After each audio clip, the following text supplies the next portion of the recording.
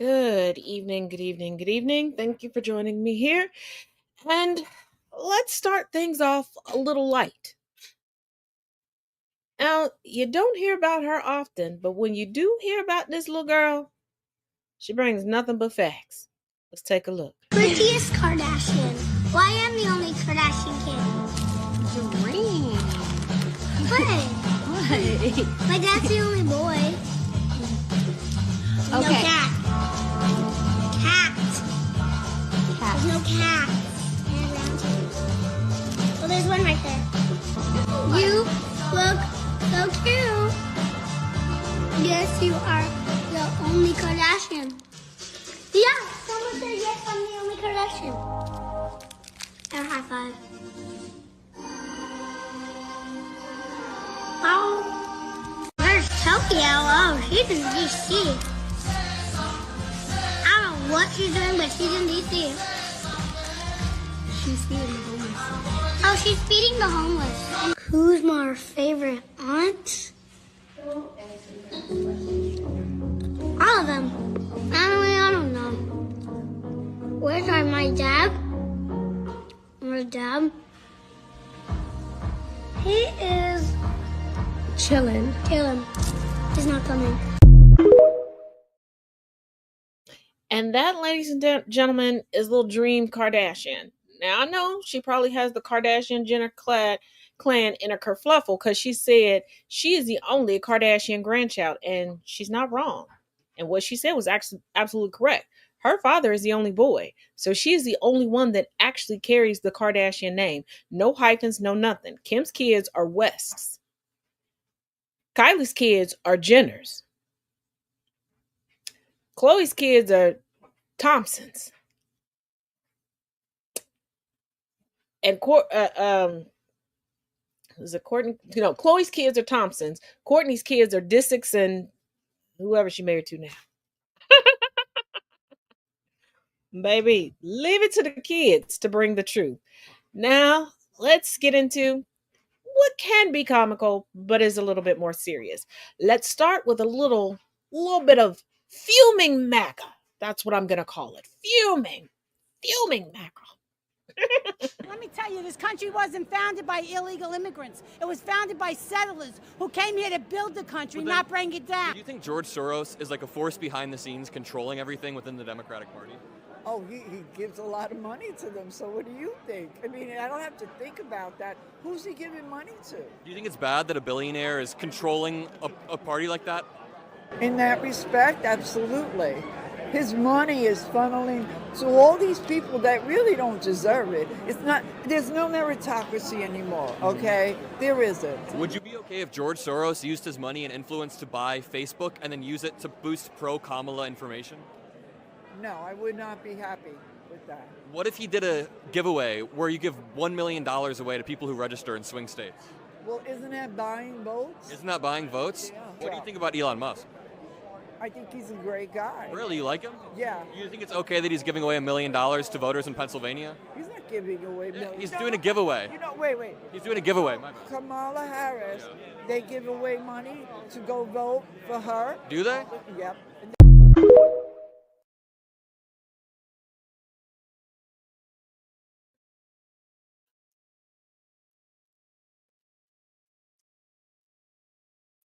See, this is why. This is why they play the name game. Because in her mind, settlers are doing a good thing. Just like there are Zionists that believe that the settlers right now in Israel are doing a good thing. They are. They're actually the only illegal immigrants to ever exist. Right now we have undocumented immigrants, but the settlers came over here to kill, steal, and destroy. And she's so anti-immigration, but she loves Elon Musk, an immigrant. Remember, anytime you don't attach a name or partisanship to the behavior, they're like, oh, no, that's wrong, that's dastardly. Well, isn't that what Elon Musk is doing? No. Let me tell you about Kamala Harris. What is Kamala Harris doing? Oh, yeah, the lie that was perpetuated by a white woman on TikTok, the same white woman who claimed that at once upon a time she was a Democrat and the left were just so intolerable she had to move to the right. That bullshit. And then she claimed that she got a text message saying that she would be paid $200 to vote for Kamala Harris, where really she was being offered a job. And that was the tail end of an interview process. Because I love how they act as if everyone is unemployed and has never gone through the employment process. This is why I say time after time after time again, they know they're lying. Their target audience knows that they're lying, and they're all willing to lie together to push forth the information. It's not really for them. It's in hopes that they'll dupe one of us, that we will suspend reality in our mind and go, you know what? That's the sad that it's at. That's why you see so many people grifting on that side. They grift they steal from one another so much. It reminds me of a scheme that got exposed because somebody got mad at somebody else on TikTok, where you have larger creators that would battle each other and send each other gifts and things like that. And they would get this big pot and then split it amongst everybody. But what they weren't banking on is there's no real profitability in that. If you're gifting each other and then having to pay, because if it gets to me, baby, I'm not splitting nothing with you. You gifted me, I'm keeping it. Like, I'm not going to keep circulating the same couple $1,000s. And that's what happened. Somebody was like, I'm not doing this. But they were doing it in hopes of encouraging other people to gift. And side note, why are y'all gifting the already wealthy? Yeah, we can talk about that on another day. Now, y'all know every winter holiday season, I remind you of the same thing. Don't tell us for the 15th time in the row that you done cussed out the same aunt and uncle. If you want to know how to handle despicable relatives, because you can be surprised by relatives. There are relatives that you have that you probably thought shared the same views as you because of how they live their life. There are a lot of people who live a very liberal lifestyle, but then will spew out of their mouths the most conservative shit. And I'm like, conservatism doesn't approve of you. But I digress. But here's a perfect example of how to handle it and how to humble yourself if you need to. Take a look. My MAGA relatives at Thanksgiving dinner all got profoundly owned by the person in my family who I would have expected it from the least. So, my great uncle, we'll just call him Bamf, is the only millionaire on either side of the great white family tree and is essentially the de facto patriarch. Now, as a cowboy hat wearing, Confederacy memorabilia collecting, gun toting, white, Christian, wealthy, and straight as an arrow in more ways than one man, I had always just assumed that he was extremely socially conservative, that is, until he overheard my two trashiest relatives discussing how excited they were to finally be rid of DEI. He placed his fork down on the table and calmly stood up as we all nervously watched him finish chewing his last bite of turkey with all the collective experience to understand that anytime this normally very bashful, timid, and quiet man wants to be noticed, it's time to buckle up, Buttercup. I came from nothing.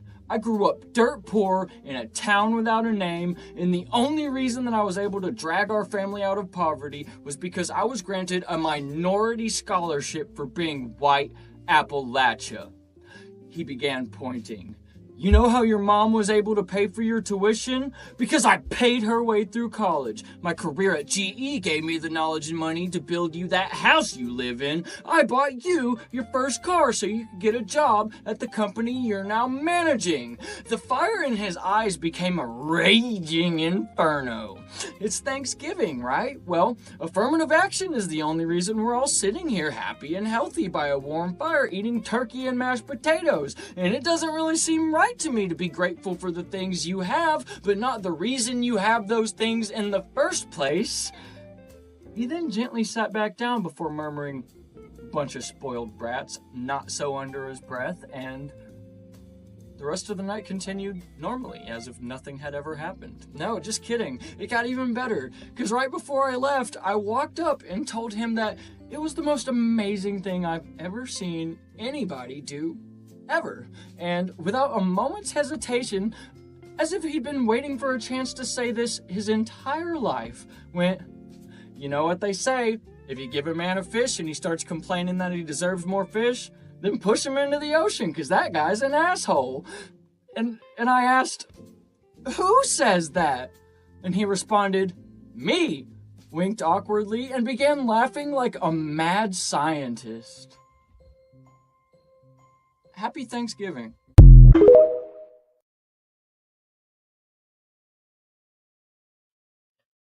Moral of the story: remind people that they are included in that DEI. Remind people that what they're fighting against, they also need. Don't say that they benefit from it, that they needed it. Remind them of their meager beginnings or where they stand now. Now, I saw on a social media platform in a comment section, there was a man trying to goad people, going, "Oh, those of you all upset with Walmart for removing their DEI hiring practices, are you okay?" And someone in the comment section said, "I'm excited it's rolling back." Are you though? Because I hope you aren't disabled or have a disabled relative, because are you and your family equipped to pool money to take care of that disabled relative should they not be able to find employment or receive education in order to get proper employment? Are you a member of a protected class?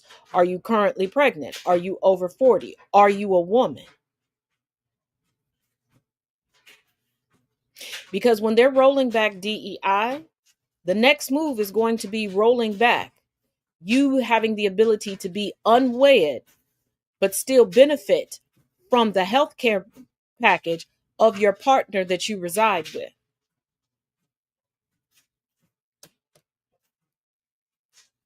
The next thing is going to be IEPs being removed. So your children that need a little additional assistance won't be able to receive that. And I hope that once again, you and your family will be able to pool resources when that child is unable to sustain themselves in the future. See, when you whittle everything down to race and partisanship, you hurt yourself first. I need people to get it in their mind that every piece of legislation, every policy, we must all live under. Once again, you need to look at this like High School Musical. We are all in this together. Like it, love it, skip it, or jump it. We are. And when you individualize yourself out of the populace, you individualize yourself into harm's way, into struggling, into merely surviving instead of thriving. You're complaining about the price of this, the price of that, having to work multiple jobs, full-time jobs at that, and then having a side hustle and a side part-time job because of what you're so glad they're getting rid of. It's no different than the buyer's remorse of the subset of the Asian community within the United States that let their anti-blackness shine through. And now that they're trying to get to the top percentile of universities within this country, that lack of affirmative action is smacking them. Because guess what? Cisgendered, pseudo-straight, tyrannical Christian white men want to keep their counterparts, female and non-binary, out of powerful positions. How can they do that? Remove the education and the opportunity from them. So for them, it's a win-win-win. They get to keep their foot on the proverbial neck of marginalized people as well as their own. When they say they want to make America great again, that's who they're trying to make America great for, themselves, the penis carriers of the world. And I say it that way because it's really not based upon gender, it's based upon genitalia. Because they are not including white trans men in this. They are not including white male presenting non binary individuals.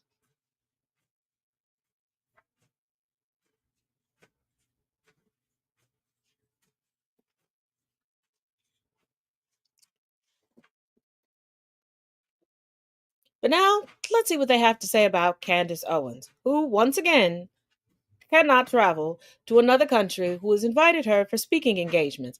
And why? And I think at this point, certain countries are inviting her to speaking engagements just so that they can have a reason to say, you can't come here. Candace Owens has been barred from Australia and New Zealand for a speaking engagement because Candace was scheduled to speak at a series of events in February and March of next year, and she was refused a visa to enter either country because of remarks she made. Okay, let's just take a second. She was refused to enter the country temporarily to give a speech because of her speech that a government didn't like. Now, regardless of your thoughts on Candace, you can love her, you can hate her. This just makes her bigger. When a government attempts to censor someone over their beliefs and their viewpoints, it usually makes people more interested in someone when their views or ideas aren't allowed. It's very basic psychology. So by the Australian and New Zealand government barring Candace, they may actually be spreading her message wider than they anticipated, or than if she had just, came and spoke at these little engagements. Nothing crazy was happening.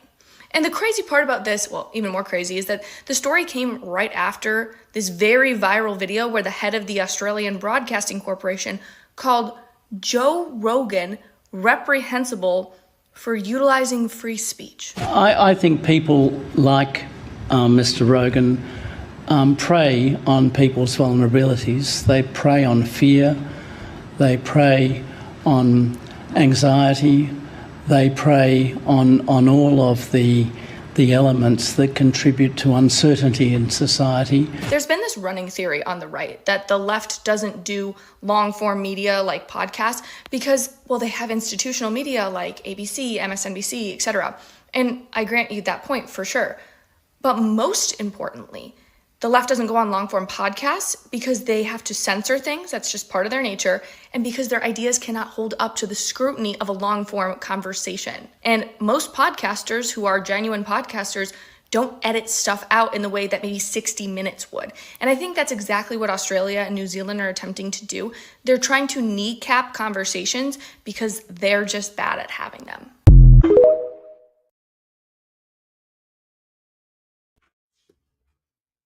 Now, that is the result of removing nuance, removing context, and projecting. Okay? Because, yes, the left does do podcasts. Remember, they were criticizing Madam VP Harris for doing podcasts before doing mainstream legacy media.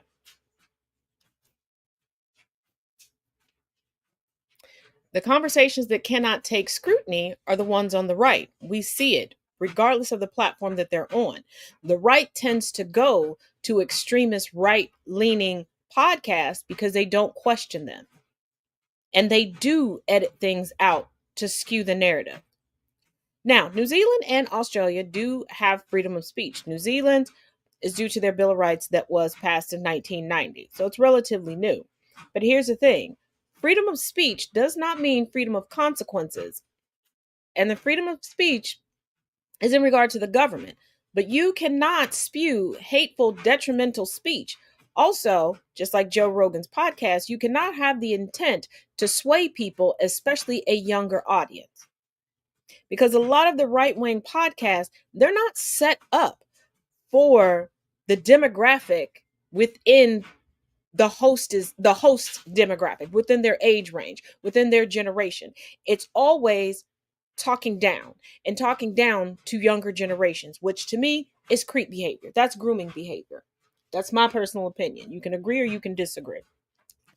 Because you would raise an eyebrow if you're a decent human being and you notice that a relative of yours won't talk to the 30 and up in the family, but they're always talking to the 20 and younger. You'll be like, what's going on? And the reason is because younger generations, even though they'll deny it, they look to the older for credence. And you come with an expectation of credibility because of your lived experience and the fact that you've had more rotations on this planet, this third rock from the sun, if you will, than they have. So a Joe Rogan is absolutely infiltrating the minds of people. I witnessed it with younger people that I've encountered and that are even in my family where they're, no, he's right about, no, he absolutely is not. It's not the left that can't back up anything. Everyone in the left comes with receipts and facts. The right is always, trust me, bro, and trying to cut people off and talk over them and not be questioned. And this is why I say nuance and context matters. Because yes, it is true that when the government tries to stifle voices, certain voices, it does bolster their message. But it's the people that everyone else knows and understands is on the right side of the history, because these are people that are trying to tell their stories. These are people trying to get justice for the downtrodden. We know what hate looks like. It's not going to amplify it. Not in any circles worth anything. But that's not the only view that MAGA has on the other side. Take a look. You know what I find to be so scary is that I genuinely think that the Democrats hate the Republicans enough to lead us into war. They're like, if we don't get our way, then we're going to sink the whole ship. Like, we're not going to save anyone. We're just going to take everybody down with us. And it's actually terrifying. Like, they do not celebrate other ideas. They want censorship across the board. It's scary. It's scary. This is why I'm speaking up.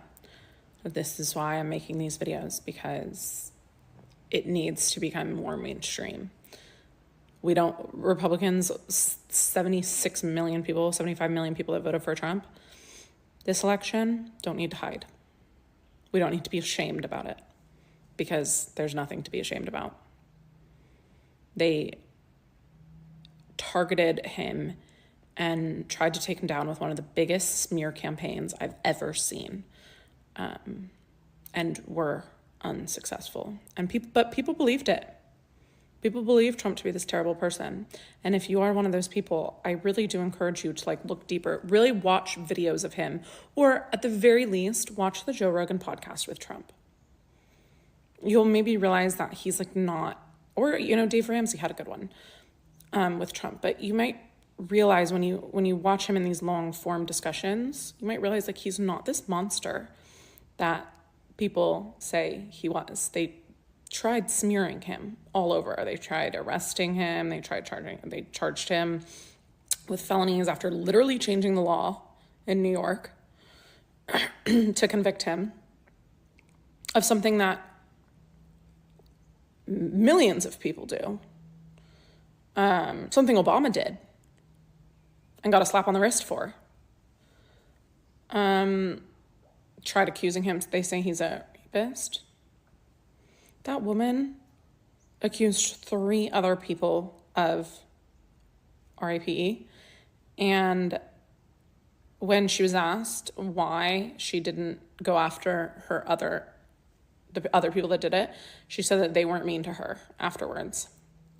It was also a civil suit. He was not formally charged with a felony account or convicted of rape because of statute of limitations. Just dig deeper, guys. Dig deeper. That's all I'm saying. Just look at things a little bit. Be curious and be cautious of the bandwagons, of what the media is telling you. Ask questions. Questions are good. Doubting things is good. Freedom.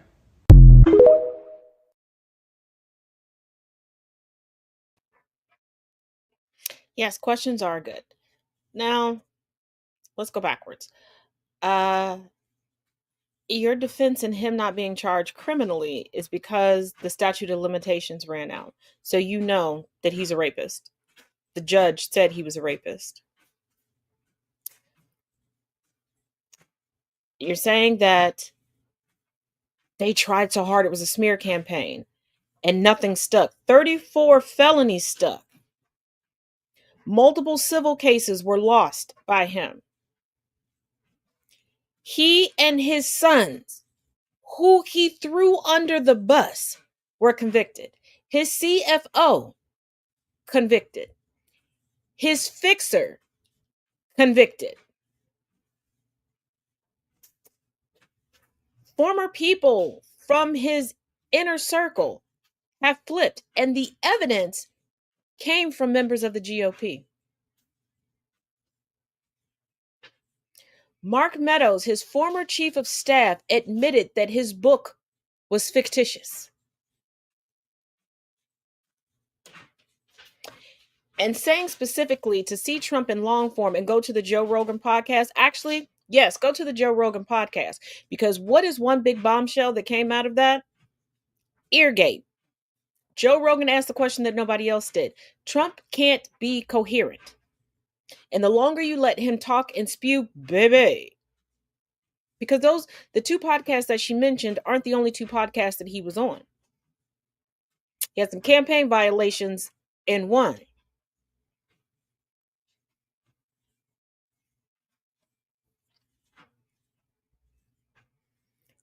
Digging deeper into Trump and listening to Trump is ridiculous. And when have Trump supporters been quiet? When have they been ashamed? When have they been in hiding?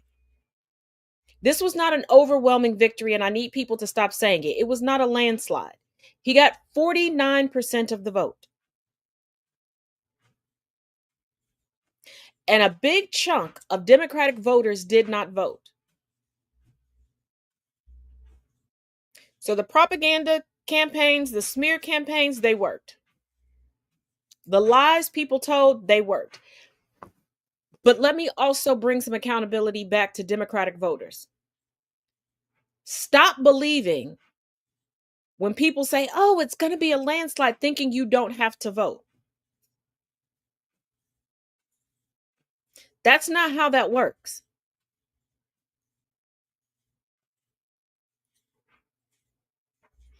That makes about as much sense as believing that because your neighbor cut their grass, your grass is automatically going to be cut.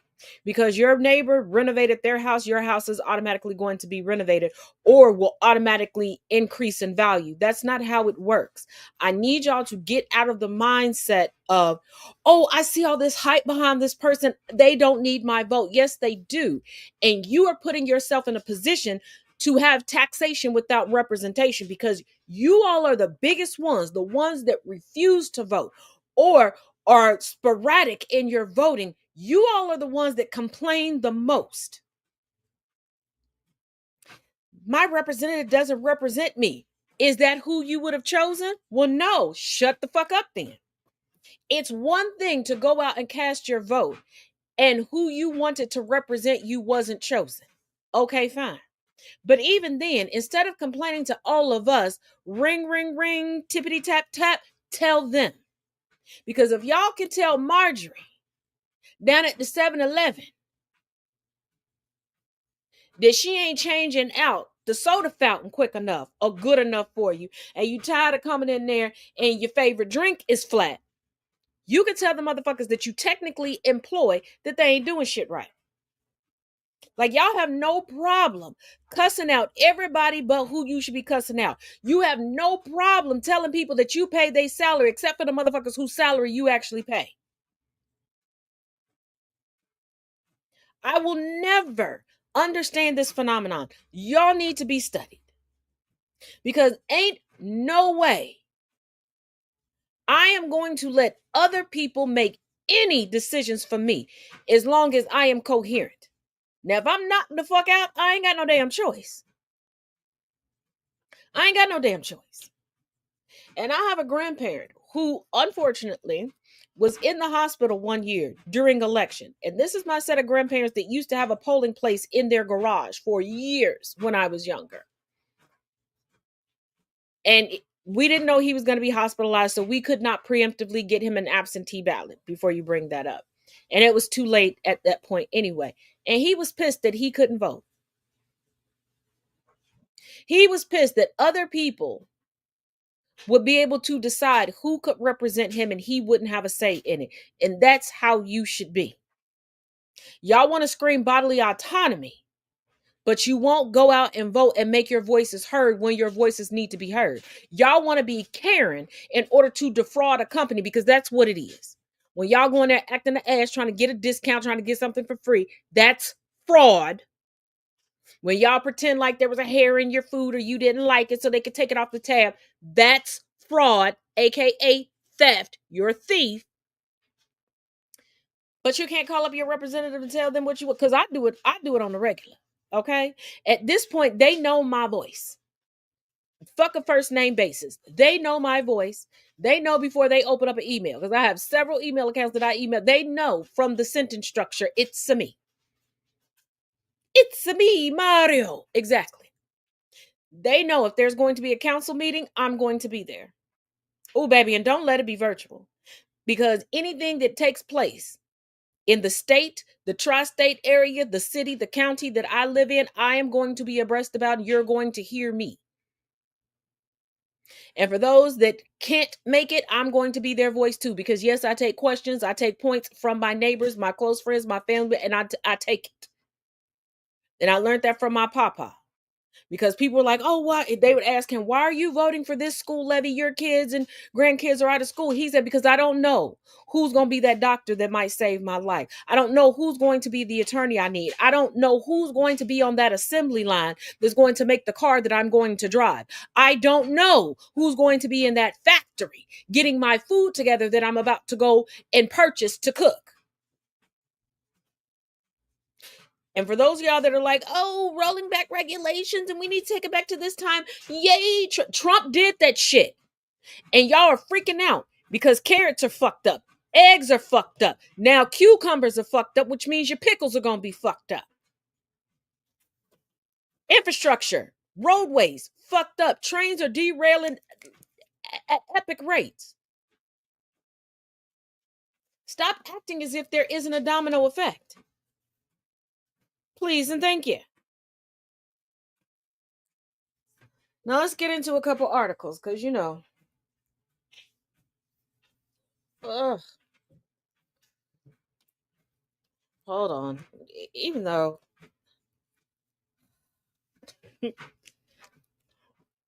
sorry. Gotta pull the sleeves down. All right, hold on. So, coming from the independent.com, Democrats are turning to governors to block Trump. Whoops. Sorry, hit the wrong thing. Democrats are turning to governors to block Trump and be the party's faces ahead of 2028. Now, before we get into this, Democrats, stop doing your fucking job and doing what's best for the people as a combatant to the GOP. Do your job regardless. You understand me? A lot of these things that you're putting in place, you should have already put in place. The people have been saying what they wanted. Stop doing this because the GOP, this is why we keep going Democrat GOP, Democrat GOP, Democrat GOP. Start explaining to them what you're currently doing that is a benefit to them. Start explaining how the government works. Y'all hold press conferences and do these TED Talks on everything else. Teach the people what your scope is. Teach the people what you're doing. Stop being fucking humble. Brag on your accomplishments. Not a little bit, a lot of it. But let's get into this article. With their party hollowed out on the national stage, the eyes of many Democrats are now turning to state leaders as they search for a new bench of candidates for 2028, as well as signs of life for the resistance to the GOP White House. After Kamala Harris was virtually swept in across the battle states by Donald Trump and Democrats in the Senate suffering key losses, the party's leadership in Washington is as unpopular as ever, because y'all wouldn't say what the fuck y'all been doing and what the fuck y'all been accomplishing. Because it doesn't matter how many times I say it. It doesn't matter how many other political creators talk about it. Until y'all confirm it, it don't mean shit. Members of Congress who were previously playing nice with the administration are now coming forward to say they wish they'd spoken out sooner about the need for Joe Biden to step aside. It wasn't about the need for Joe Biden to step aside. Y'all should have spoke up about what the fuck y'all were doing, what you were stopping, who was hindering progress, what Joe Biden was accomplishing, and what the conversations were on the global stage, especially when it came to Gaza and Israel. Stop putting the blame on dumb shit, on inconsequential shit. I need y'all to stop with the fucking talking points and actually do your job. You all are so concerned about staying in power that you don't realize that doing your fucking job keeps you in power. In American public, United States public, you need to start treating them just like you would treat anybody that you were sitting down for an employment review, because that's what they need. That's what should get your vote. The chair of the party, Jamie Harrison, is reportedly not seeking another term. Now, Democrats are turning to governors as it becomes clear that Democratic minorities in both chambers will be able to do little to block the agenda of Donald Trump's second term without the support from some of their Republican colleagues. Now, whatever is not televised, whatever can be in a silent secret vote, you will have GOP backing. We know that. But we also know that power hungry Speaker of the House Mike Johnson isn't going to do that. He's going to call everything to a public floor vote, everything that he possibly can, because he knows that's going to force the hand of the GOP, who wants the voter base of Donald Trump, because they know no matter what they do or don't do, those people will lie, twist themselves up into a German pretzel to keep them in power and keep money in their hands and away from their constituency. I don't make the rules, I just point them out.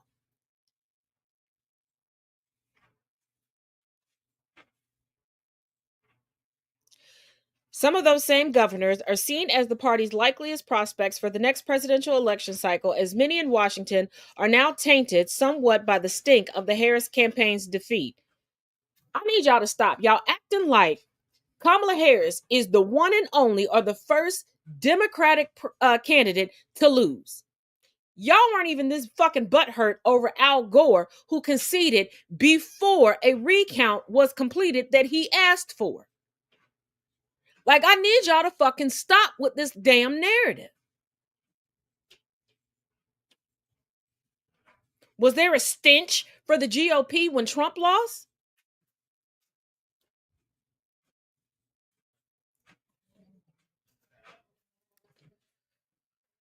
One of those Democrats is Andy Beshear of Kentucky, who won re-election in Kentucky last year at the time when his party was facing a serious branding issue nationally, especially among voters in rural areas and across the industrial Midwest.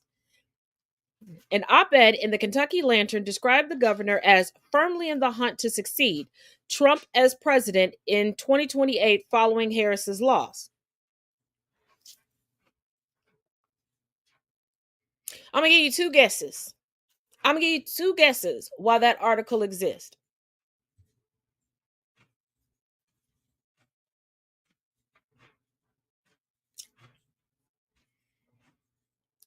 You can look to the governors, you can look to the state level all you want.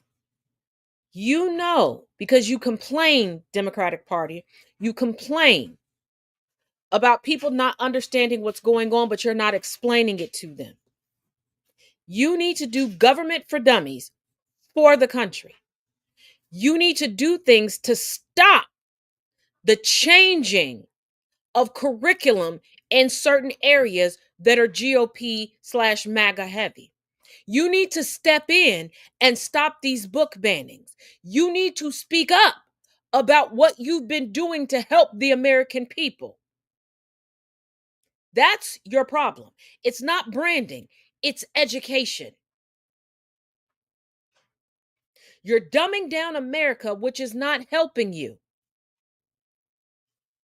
Because the dumb see politics as their favorite sporting event. And as long as they feel like they're winning, they don't care if they suffer. Because if they started off at 40% and they drop down to 20%, they don't care. They're looking at the minority, the marginalized person that started off at 80% that's now down to 60, even though they're still higher than them.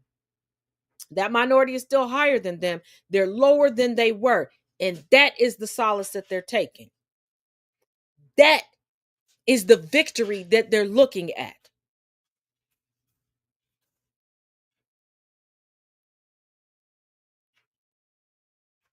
And they know that no matter what, they can fall back on their whiteness. And with the advent of being able to monetize social media, They know that they can take to social media, and their whiteness will allow them to say anything, pull on the heartstrings of people, and be all right. Because right now, there is a nurse who brags about what she makes, what her husband makes, and what they make collectively on social media, now telling people that they don't have $35 to buy their toddler a winter coat. And what are people doing? There's another white woman who said her and her man, her baby daddy, just can't do a W-2 job because that's too much stress on the body. And people are watching them neglect their children, and they cleared out their Amazon wish list because they can always fall back on whiteness. They gonna be all right. When they go into the benefits office, they gonna get them benefits. They gonna be all right. They want the rest of us to suffer. Because to them, when the laws and policies are put in place, it doesn't apply to them. Just like when they tell us, just listen, just comply when talking to the police. But they quick to cuss the cop off, out, come to fisticuffs with the cop and everything else. Now let's get to the conversation of the hour, since everybody wants to be fucking stupid. And those of y'all that are pissed off that Joseph Robert F. Biden pardoned his son, like, well, he said he wasn't going to before he lied to us. Are y'all ignoring what the fuck Trump and his cronies have been saying? They were literally going to drive Hunter Biden to his grave. They were trying to push him back into his addiction until he hit the damn grave. And then they were just going to go step by step through the entire family. But I guess we done forgot that Bill Clinton pardoned his own brother. We forgot that Trump pardoned his daughter's father-in-law and then nominated same father-in-law to an ambassadorship to France. But coming from the Associated Press, Biden's broken promise on pardoning his son Hunter is raising new questions about his legacy. I know we're not talking about broken promises. How many promises did Trump break? Hell, since this last race to POTUS Mountain, wasn't Trump supposed to bring peace to Gaza and Israel before he took office? Within 2 days of winning the election? Where's that completed Reagan border wall? And I say Reagan border wall because Reagan was the first one to. Anyway, but let's get into this article. President Joe Biden's decision to go back on his word and issue a categorical pardon for his son Hunter just weeks before his scheduled sentencing on gun and tax convictions was a surprise that wasn't at all surprising. So if it wasn't surprising, he didn't go back on his word. If that was your child and you knew that he was going to be used as a political pawn, and the stress that was going to put on everybody, what would you do? Oh, okay. Okay. Should he have done like Trump and sold off pardons to the highest bidder? Oh, okay. Oh, and side note, for those of y'all that are like, Trump's going to pardon Diddy, he's going to pardon Weinstein. They're not the first pedophiles, the first sex traffickers that have come across. And Trump distanced himself from all of them. Everybody knows who Trump is and what the fuck he's about. But we also know he can understand what's egregious and what is anti his branding. He's not going to pardon them. Just like he's not going to pardon the Jan Sixers. They don't have income that's flush, so he can't flip them upside down and shake them dry. And they can't vote, and he can't run anymore. But let's continue. Not to those who had witnessed the president's shared anguish over his two sons after the boys survived a car crash that killed Biden's first wife and a daughter more than half a century ago, or to those who heard the president regularly lament the death of his older son Beau from cancer or voice concerns, largely in private, about Hunter's sobriety and health after the years of deep addiction.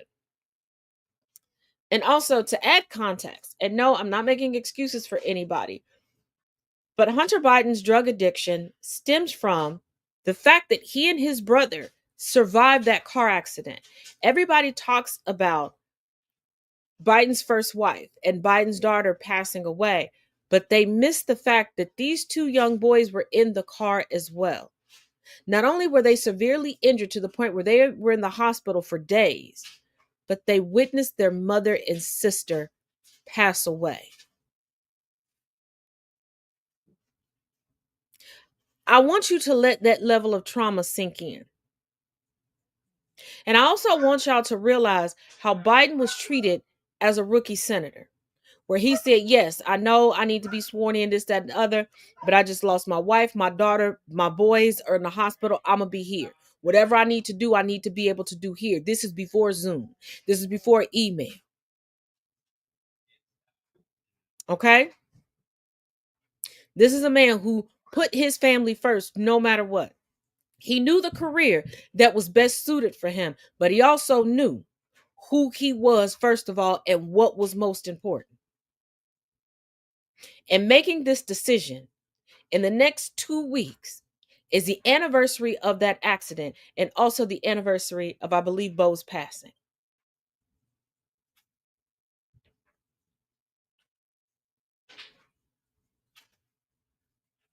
Y'all got all these think pieces and want to come down and condemn him, but nobody bat an eye when Trump was selling pardons, when Trump pardoned someone who actually did the crime. And another caveat, when it comes to Hunter Biden, the gun shop owners admitted they were the ones that filled out the paperwork. They were the ones that committed the fraud. So that conviction should have never happened. Number one. Number two, the whole tax trial, there was already an agreement in place because people don't get prosecuted for this shit. And he was already paying it back. He was in the throes of addiction. And we really need to decriminalize addiction. Because you're saying on one hand, oh, they didn't know what they were doing, but you're holding them accountable for not knowing what they were doing. But by choosing to put his family first, the 82-year-old president, who had pledged to restore a fractured public trust in the nation's institutions and respect for the rule of law, has raised new questions about his already teetering legacy. Now, Biden's legacy is teetering because of what I said before. Not stating what he has done. Now, has he had his braggadocious moments? Yes. And his own party keeps criticizing him like, don't be braggadocious. How the fuck is the American public, the United States public, supposed to know that they should be backing you if you ain't telling them what the fuck you did? You got Trump out here taking credit for all of your hard work. And then you're shocked and saying, oh, we have a branding issue. You got a you dumb as fuck issue. You really do. You really, really, really do. They're like, because I'll be damned if you take credit for something I put my blood, sweat, and tears into. I'll be damned if I've sat and established my credibility in here you come. Now, am I always honored when people are inspired? Absolutely. Like I said on a live on TikTok a couple days ago, when somebody asked if a certain lie, because they just put the book up and the camera isn't facing the person and they're reading it, but not really giving a breakdown. They're like, oh, is that what that you know? But I'm glad I inspired that person. But absolutely the fuck not. Also from the AP, they put out, Biden has pardoned his son Hunter. What does that mean?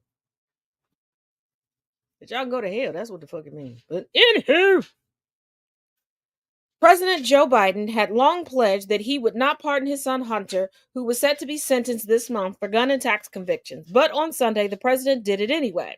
The sweeping pardon covers not only Hunter Biden's convictions in 2 cases in Delaware and California, but also any other offenses against the United States which he has committed or may have committed or taken part in during the period from January 1st, 2014 through December 1st, 2024. Now, before you get it twisted, let me explain this. Keep in mind the literal witch hunt. They're rolling it back to Salem that they have put forth towards Biden. And I've seen in several comment sections where people outside the United States are asking, like, does anybody really care about Hunter's charges? Were they shocked by this? And they're like, well, he was involved in political corruption. Where? He's not a politician, has no political aspirations as of right now that he's made public. What was his corruption? This is why this is happening. So that they can finally leave this man alone and stop trying to say, oh, well, Joe Biden did this. And people were like, well, when he was with Burisma, Biden was vice president. And I had to point out to them, y'all need to understand the vice presidency of the United States is basically a spare tire position. That's what the fuck it is. And I had somebody say, well, that just shows you don't understand the Constitution. No, I do understand the fucking Constitution. Y'all acting like this motherfucker got all this power since VP Harris was running. But you didn't say that about any other VP. And I remember people criticizing Dick Cheney when they believed that he was overstepping his bounds at VP.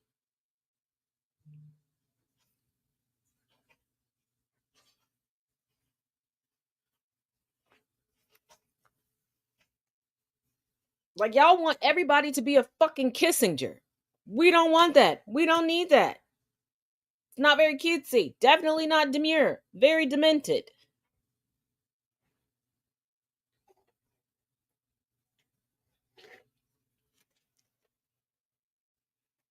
Like, jeez the whiz, Pippa.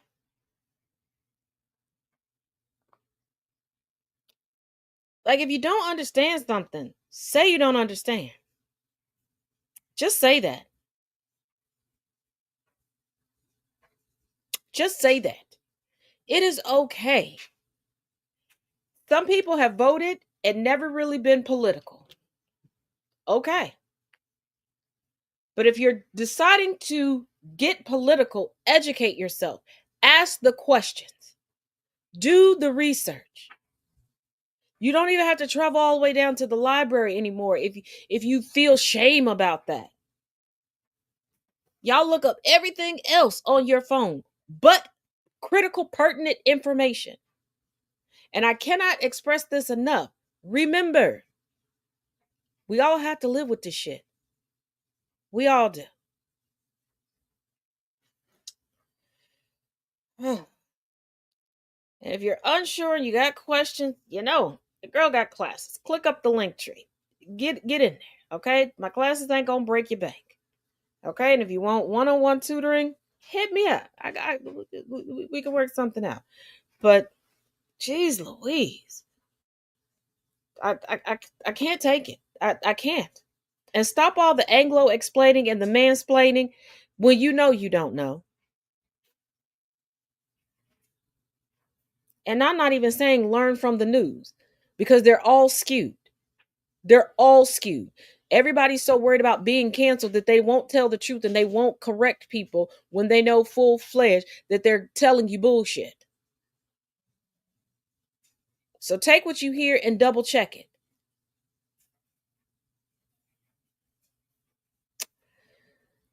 But as always, thank you for joining me. I will see you all again on Thursday. And as always, each one teach one, each one reach one. Now go out and get into some good trouble. Because that's the fun kind.